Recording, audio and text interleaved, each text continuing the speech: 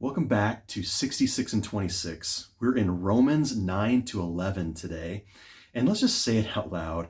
These are some of the most difficult chapters of the entire New Testament. Paul is saying some very hard things here in Romans 9 to 11. Not all who are descended from Israel are Israel. God has mercy on whom he wants to have mercy, and he hardens whom he wants to harden. God has bound all people over to disobedience. What's going on here? Well, let's begin with the big question that Paul is wrestling with. If God has made promises to Israel and some of God's own people reject Jesus, does that mean that God has failed? And Paul says a resounding no. God has not failed. God has not abandoned his promises. God has not stopped being merciful. And Paul asks us to imagine a living olive tree. And if you will, God is the root of that olive tree. The natural branches of that tree are Israel, the Jewish people. And some of those natural branches have been broken off, not because God has rejected them, but because of unbelief on their part. And surprisingly, then some wild branches, which represent the Gentiles, have been grafted in. They've been attached to the tree to grow right along with the tree. Now, the key is that the root never changes. No one, Jew or Gentile, is a part of that tree because of their own effort, because of ancestry, because of their goodness. No, everyone that's a part of that tree is a part of that tree all the same, by faith.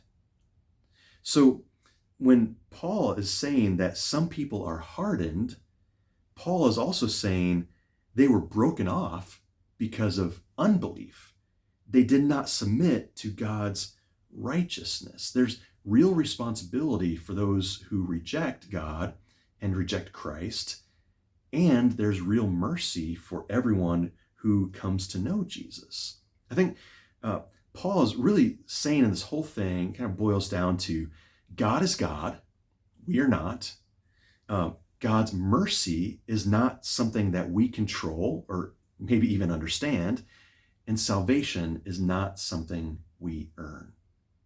Now, if you get lost in Romans 9 to 11, I think you have to come back to this one key, which is toward the end of chapter 11. It's Romans 11:32.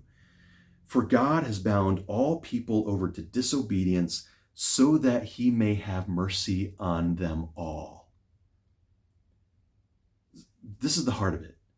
Everyone, Israel, the nations, insiders, outsiders, the weak, the strong, everyone stands on the same ground. No one is saved because of their effort or because they are good enough. They are saved because God is gracious and he has mercy on all of them. And when Paul finally gets to the end of this long and difficult argument, he doesn't try to explain it all away. He worships. He says, "Oh, the depth of the riches of the wisdom and knowledge of God, how unsearchable his judgments and his paths beyond tracing out." He knows God is bigger than we are. And God's more faithful than we can understand. And his mercy is bigger than we can imagine.